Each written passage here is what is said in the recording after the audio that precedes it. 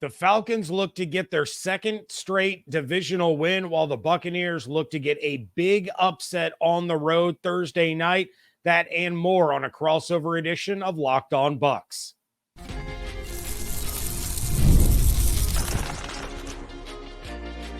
You are Locked On Buccaneers, your daily Tampa Bay Buccaneers podcast. Part of the Locked On Podcast Network, your team every day. Welcome, everyone, to a crossover Thursday presented by Prize Picks. All you got to do is download the app and use code LOCKEDONNFL, and you can win $50 instantly when you play $5. So if you don't know me, I'm your very humble host, Aaron Freeman of Locked On Falcons, joined by the illustrious James Yarcho of Locked On Bucs. And of course, we are talking here about a crossover Thursday, which means the Falcons and Bucs will be facing each other on Thursday night football. And we thank each and every one of you that is an everydayer of each of our podcasts that makes it your first listen each and every day. And if you want to become a illustrious everydayer, all you have to do is subscribe or follow for free on YouTube or wherever you listen to podcasts. So James and I will be previewing this week 5 matchup between the Falcons and Bucs. We'll be talking keys to victory, score predictions, and we'll be talking the biggest stories and key matchups for each of these teams. We'll get to the Falcons a little bit later in today's episode, but we got to start with the Tampa Bay Buccaneers. James, I am a very gracious host, and I will allow you as the away team to have the floor first and talk about some of the big stories in Tampa Bay. But I got to imagine one of those involves Baker Mayfield, who's off to a very hot start. I thought he looked really good watching that Philadelphia Eagles game, maybe the best I've seen Baker Mayfield play in several years at this point, at least based off my eyes. Obviously, I haven't watched as much Baker these last couple of years as you have. But, you know, can Baker sort of keep this momentum going on the road this Thursday in Atlanta?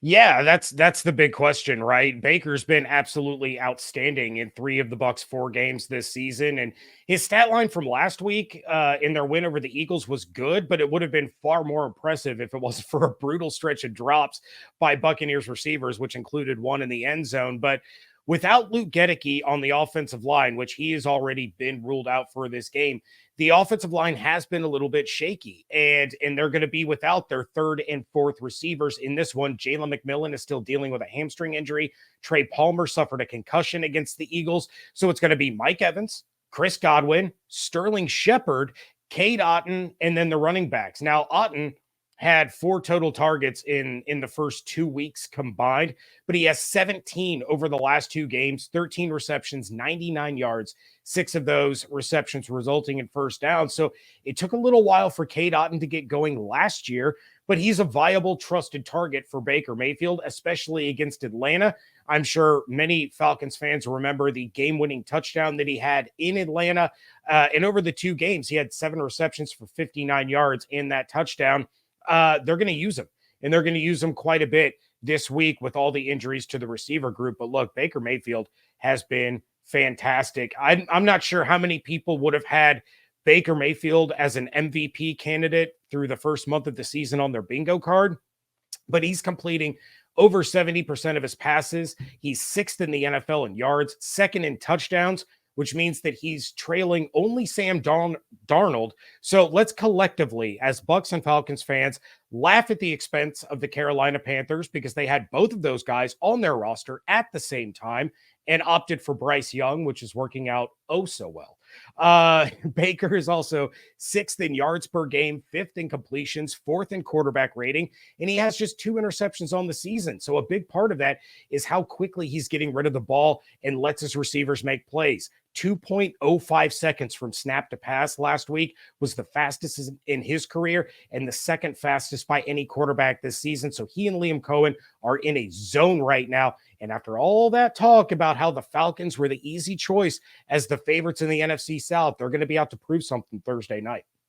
Absolutely, James. Absolutely. I knew at some point that conversation would get revisited from that NFC South preview. Definitely worth your watch if anybody missed that episode. A lot of topics discussed in that one. But yeah, there's a part of me that is jealous looking at how the Bucs have been able to get Cade Otton going these last couple of weeks, because that's been a talking point here on Locked On Falcons about Kyle Pitts and sort of getting him involved in the offense. But it does look like this Bucs offense is sort of meshing very well. Obviously, Baker Mayfield having that familiarity with Liam Cohen, working with him in LA a couple of years ago. And then, yeah, it is pretty funny to see that arguably the two best quarterbacks in the NFL are Sam Darnold and Baker Mayfield with the Carolina Panthers. And, didn't look anything like that a couple of years ago in Carolina. So, other people are benefiting from Carolina's woes, including Tampa Bay. But, flipping the script to the other side of the ball with this Bucs defense, what is the biggest story for them heading into this matchup?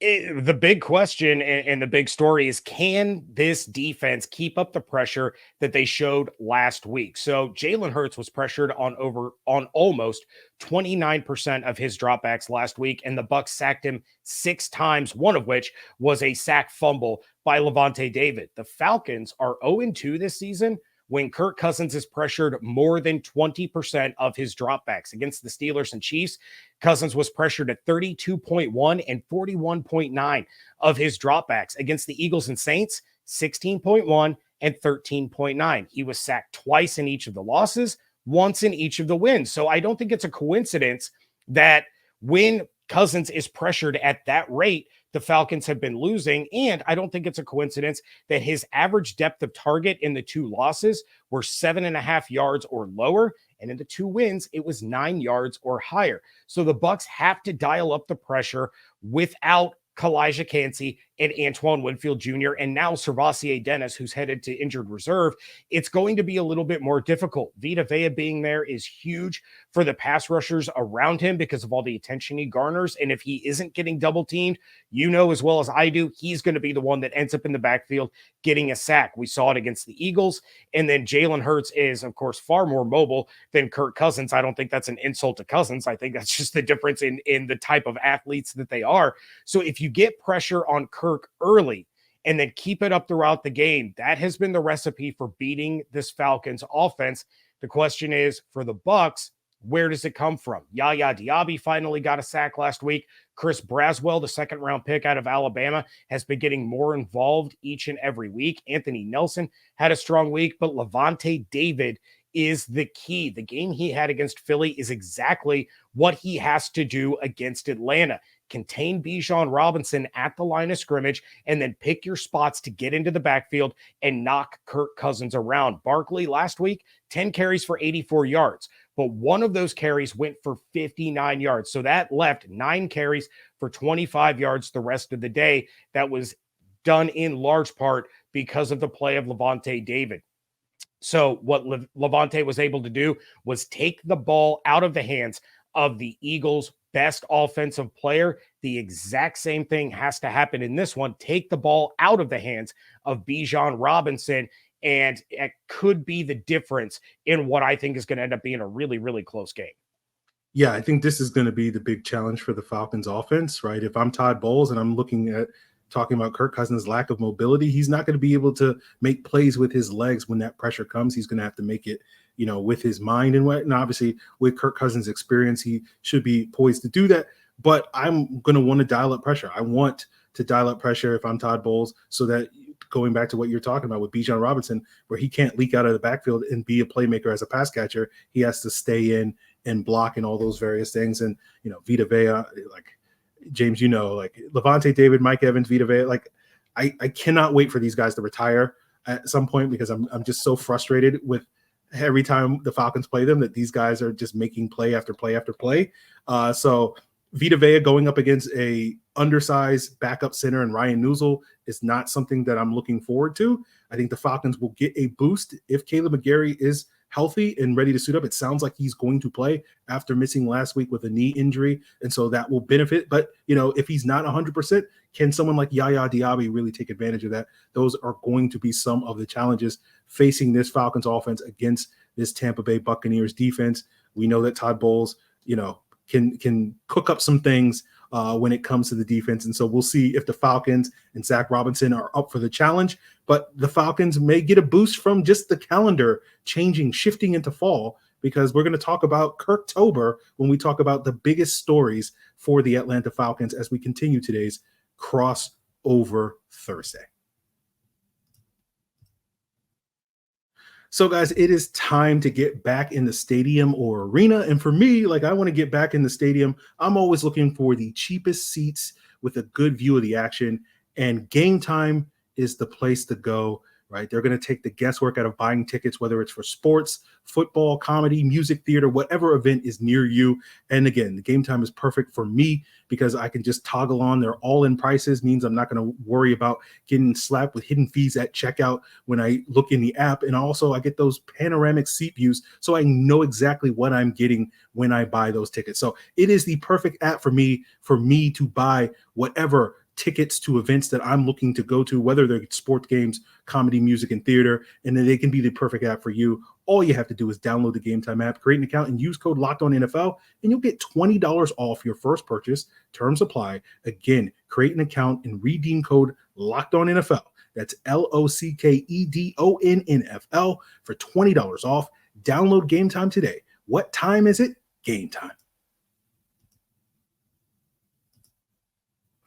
So continuing today's Crossover Thursday with myself, Aaron Freeman of Locked On Falcons, James Yarcho of Locked On Bucs, and we're turning our attention to the Atlanta Falcons.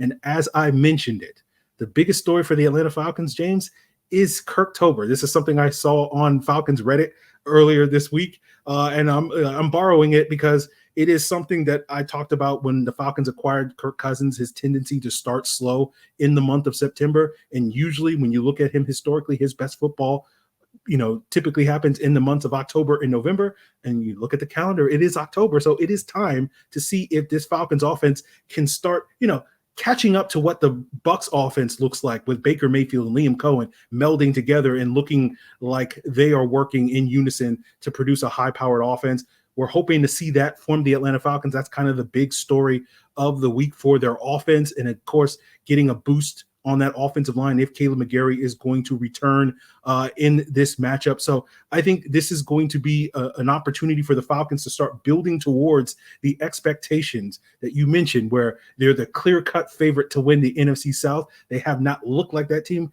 It is still the Bucs division to lose at this point in time, but the Falcons have a golden opportunity on Thursday Night Football to sort of make up ground by getting a win against this Bucs team. And I think if we can get sort of typical October Kirk Cousins, where he sort of knocks off the rust, right, coming off an Achilles injury, playing a brand new offense, typical slow start in September, no preseason, all that stuff is now out of the way. We have 4 games in. Can we get the best version of Kirk Cousins moving forward, start living up to that $180 million contract that the Falcons gave him this offseason, and being the guy that can look like a borderline top 10 quarterback in this league? So, Kirktober is where we're at this point, James. Yeah, and I don't think it should come really as any surprise that the Falcons did get off to a little bit of a slow start. There were a lot of questions as to whether or not Kirk Cousins could bounce back from that Achilles injury. We're kind of seeing the same thing with Aaron Rodgers. He doesn't look like vintage Aaron Rodgers. Kirk Cousins didn't look like typical Kirk Cousins, his typical Kirk Cousins self early in the year. But like you said, it's an entirely new offense. It's an entirely new coaching staff. There's going to be some growing pains. There's no question about it. And Bucs fans can relate. You can go back to when Tom Brady came to town, and the Bucs started off slow, and they didn't really get it together until the very end of the year when they went on an absolute tear that carried all the way into the playoffs. Kind of the same thing last year. The Bucs started off pretty well. Then they had a huge lull in the middle of the year, still getting used to a new quarterback, still getting used to an offensive coordinator. So I think these kind of growing pains are pretty normal and shouldn't be anything that Falcons fans are discouraged by. And I will point to, I don't know, maybe this was the start, the birth of Kirktober. But you go back to Kirk Cousins' most famous moment as a pro football player, you like that moment after they comeback win against the Buccaneers. That was on October 25th. And so that's, I don't know, Bucs against Kirk Cousins in October. That could be a little scary. Yeah, we'll see. Kirk Cousins is 4-1, I believe, in home games on Thursday Night Football.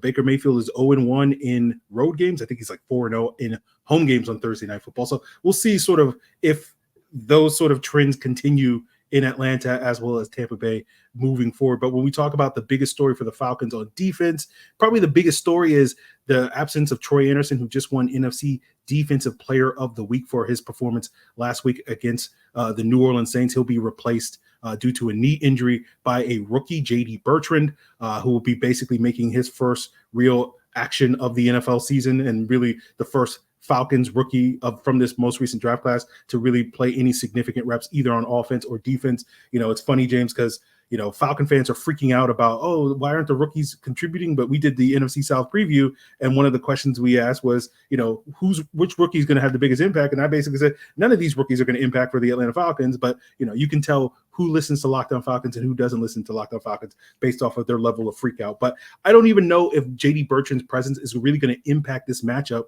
in that much of a major way, because my expectation is something that you saw in the Saints game after Troy Anderson's knee injury was that the Falcons would use their penny fronts, which is their 5-1 nickel defense, where they would only have one linebacker on the field, and that was Caden Ellis. And so I do not think we're going to see a ton of J.D. Bertrand playing 100% of the snaps next to Caden Ellis as that replacement for Troy Anderson. He'll probably be a significant part of their base defense, but when they go nickel, I don't know if we're going to see J.D. Bertrand out there every single snap. So that's why I don't necessarily think his presence is going to really impact this matchup. For me, the bigger story from a matchup standpoint that's going to impact this game is, can the Falcons defensive line, similar to what we're talking about with the Bucs being able to pressure in this game, can the Falcons get pressure on Baker Mayfield and make him look like, some of the numbers that you talked about with Kirk Cousins and some of the struggles that the Falcons have? And I think this is an opportunity going up against some of the concerns that you're expressing with this Bucs offensive line. I think there are some matchups that I think potentially could favor the Falcons. You have Justin School at that right tackle position. That's where Matt Judon typically lines up with. You have Grady Jarrett and David Onyemata on the interior, where the Bucs have some question marks. Ben Bredesen, like if I'm scheming it up, I want Grady Jarrett against Ben Bredesen, using his quickness to go up against a player that's not necessarily the most athletic player in Bredesen, as well as Onyemata, his power, his strength going up against a player, Cody Mock, who's been a little bit susceptible to, some of the powerful rushers on the interior. So if those guys can kind of consistently win their matchups, get pressure on Baker Mayfield, I think that can lead to some of the struggles and maybe some of the inconsistency that we're hoping to see from, or at least if you're a Falcon fan. Obviously, Bucs fans are hoping to see something very different. But if you're a Falcon fan, hoping to see some of the inconsistency from the Bucs offense so that, Kirk Tober can truly take over in this matchup. Yeah, I think you're 100% right. You can go back to that Detroit game where Aiden Hutchinson had 5 sacks because Justin School just had absolutely no answer for him. Then the next week against the Denver Broncos, a team that they probably should have beat, it was all interior pressure. And Baker once again went down. I think he was sacked 6 or 7 times in that game. So, the pressure can get to him. And you're right. Justin School out there is susceptible, especially to a guy as good as Matthew Judon. The interior has had its moments. Graham Barton gets better week by week. That's why the Bucs used a first-round pick on him. And Cody Mauch is he's an up-and-down guy. There's really no other way to put it. He has some absolutely great games, and he has some absolutely terrible games. So it's going to be really interesting, again, to see if Liam Cohen has kind of learned from what they saw against Detroit, what they saw against Denver, and how to scheme up a little bit of extra time for Baker Mayfield. On the flip side, Baker is probably the best quarterback in the NFC South at escaping pressure and turning nothing into something, whether it's with his legs or keeping his eyes downfield. But it's crucial that the Bucs at least give him enough time to be able to get through his first or second read and get the ball out of his hands quickly, just like they did against the Philadelphia Eagles, who have a good pass rush in their own right. So he was getting the ball out of his hands in 2 seconds. That's going to be really interesting to see how that chess match works. Between the Bucs offense and the Falcons defense. Are they just calling these really quick passes for Baker Mayfield to start chipping away at the defense and move the ball down the field quickly, toss in a run or two? But that was the approach against the Eagles. Get the ball out of his hands, get it into the hands of Mike Evans and Chris Godwin and Rashad White and Cade Otton, and let them do work in open space. Well, if I'm making my choice, I'd much rather see them get the ball out quickly to Mike Evans, because historically Mike Evans is good for at least one 40-yard touchdown against the Atlanta Falcons. And so the less he gets to go downfield, the better, I think. So I'll take 5-yard throws to Mike Evans all day long as opposed to the 40-yard touchdown at this point in time. But can the Falcons keep a lid on Mike Evans in this Bucs offense? What will the Bucs do to come away with a victory? We'll wrap up today's Crossover Thursday looking at 3 keys to victory for both teams here on both Locked On Bucs and Locked On Falcons. NFL fans, start your season with a big return on FanDuel, America's #1 sportsbook. So when you get that hunch in the middle of the game, you can go to the same place that you can check out the latest stats, view the live play-by-play, as well as the same page where you place your bets. And you can get started with $200 in bonus bets guaranteed when you place your first $5 bet. And if you want to place that $5 bet on this upcoming Bucs-Falcons matchup where the Falcons are favored by 1.5 at home, go ahead and try it, and go check out a same game parlay, right? That's where you can build like who's going to score touchdowns in this game. You can pick multiple players. You can get big payouts without spending a whole lot of money, or whether you're into Major League Baseball playoffs, Atlanta Braves, or college football, big games this matchup, UCF versus Florida, Georgia versus Auburn, FSU versus Clemson. It's all there for you over at FanDuel, FanDuel.com, America's #1 sportsbook. Aaron Freeman of Locked On Falcons with James Yarcho of Locked On Bucs on this Crossover Thursday, presented by PrizePicks. Download the app and use code LOCKEDONNFL to win $50 instantly when you play $5. So, James, let's talk keys to victory. What do these teams have to do to walk away from Thursday night football with a win? We know Thursday night football has a tendency to be a little wonky, but let's get things started with the Tampa Bay Buccaneers. What are 3 things that you think they need to do to get that win? All right, so they have to get the ball to Chris Godwin early and often in this one. Force Atlanta to be one-dimensional so that the Bucs defense can tee off on Kirk Cousins. And I realize it's cliche, but it's cliche for a reason. Win the turnover battle. So getting Chris Godwin involved early in the game. He has the 3rd most receptions in the league, the 2nd most first downs. All but 6 of his receptions have resulted in a first down this season, and half of those receptions are touchdowns, which brings me to my next point. He's tied for the most receiving touchdowns in the league, and he has the most yards after catch by any receiver in the league and the 2nd most of any player. So Godwin is the engine that drives this offense. And when you get him involved early and force the defense to adjust, you open things up like 40-yard touchdown passes for Mike Evans. Though the reverse can also be true. You saw Mike Evans get involved really early in that Eagles game, and then the defense adjusts, and it leaves Godwin with one-on-one advantages over the middle, which is where Baker has done so much damage to defenses this season. Once Godwin gets going, the rest of the offense feeds off of it. Atlanta has some absolutely phenomenal weapons on the defensive side of the ball, but no one that's going to be able to handle Chris Godwin one-on-one in the slot. No team has been able to do it yet this year. I don't expect that to start Thursday night. So Baker has to take advantage of that from the jump and open things up for the rest of the playmakers. And then forcing Atlanta to be one-dimensional. I talked about it earlier about getting the pressure on Cousins. When he's pressured on 20% or more of his dropbacks, the Falcons have lost. Taking the ball out of the hands of their best player is what the Bucs did to Philadelphia last week. They have to do it to Atlanta this week. The faster you get Bijan Robinson's carries out of Atlanta's game plan, the better. Once the defense can pin their ears back and go full throttle after Kirk Cousins, they can rattle him and get takeaways. We saw it last year when the Bucs were in Minnesota facing Kirk Cousins. He's not the most mobile threat that the Bucs have faced this year, and that's who they've really had trouble with. And then finally, winning the turnover battle. It's the simplest thing. We talk about it all the time to the point that we almost ignore it because it's so obvious, but the Bucs have lost the turnover battle one time this season, and they lost the game. When the Falcons have won their turnover battle, they've won the game. So on the road, you cannot give the home team any free chances, especially with weapons like Kyle Pitts, like Bijan Robinson, like Drake London. An early turnover for the Buccaneers defense could be huge to really allow them to dictate the pace of play, jump out to an early lead like they did with Philadelphia. And then it goes back to the previous point of being able to tee off on Kirk Cousins. If they can jump out to a quick 2-score lead, then all of a sudden those carries for Bijan Robinson are going to dwindle and the pass rush could pin their ears back and go after Kirk. Yeah, great points there. A lot of things in there that I think will definitely benefit the Bucs if they can achieve. And similar issues for the Falcons in terms of their keys to victory. For me, number one is get off to a fast start. Number two is pressure the quarterback. And then number three, kind of related to your turnover, don't do any weird Thursday night stuff. Just play a clean game. Don't have any of that weird Thursday night stuff that tends to happen on the short week where teams just don't necessarily look prepared.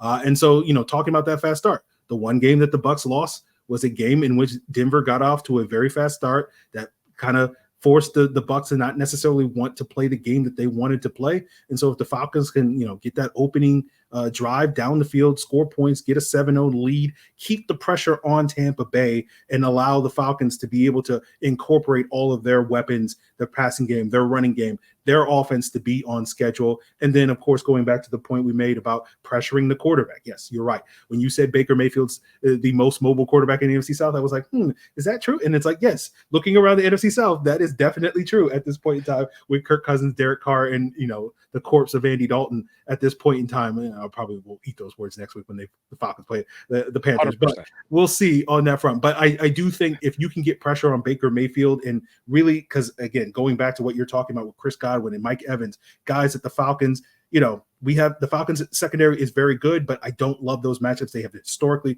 struggled against Mike Evans. Chris Godwin is on a tear this year when he wasn't necessarily on a tear last year. And so if both of those guys are doing their usual things, that's going to be a problem for the Falcons secondary. Their best, way to solve that problem is by getting pressure on the quarterback so that takes more pressure off of your secondary. And of course, the third thing, again, just don't do weird stuff. A lot of that is just playing clean football. Don't turn the ball over. Don't give the Tampa Bay Buccaneers any opportunities on those turnovers. Get a couple of special teams play. The Falcons had a special teams touchdown as well as some great kicking from Younghoe Koo last week.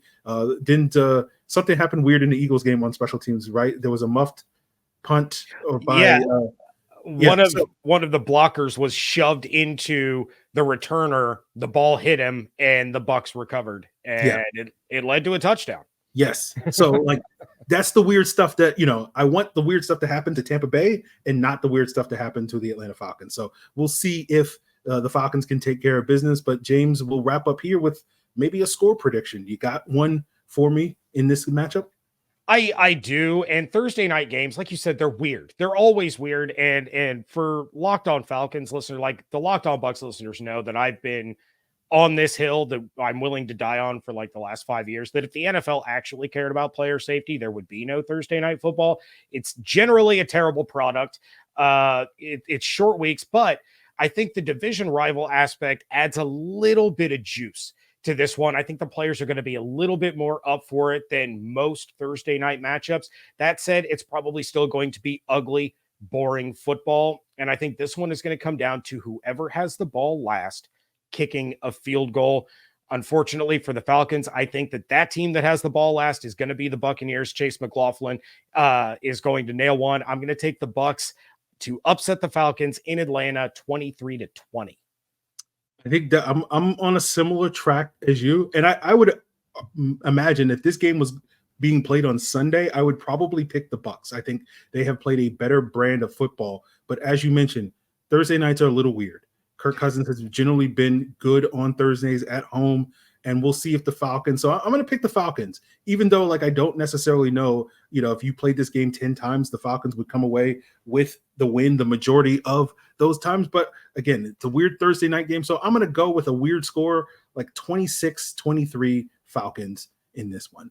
So guys, that is going to do it for us here on Crossover Thursday. Make sure you continue to make Locked On Falcons and Locked On Bucs your first listen. We will be back, of course, after this game to give you the lowdown on whatever weird stuff happens in this Thursday night matchups. So continue to subscribe and follow for free on YouTube or wherever you listen to podcasts so you can get the latest episode as soon as it is available. So thank you for making this crossover Thursday, your first listen. Now for your second listen, go check out the Locked On NFL show with 2 shows every day. First, the Madman Tyler Rowland kick you off in the morning with a double shot of NFL espresso, and then stop by the barbershop with Tony Wiggins for some real NFL talk. Find Locked On NFL on YouTube or wherever you listen to podcasts. It is all part of the Locked On Podcast Network, your team every day.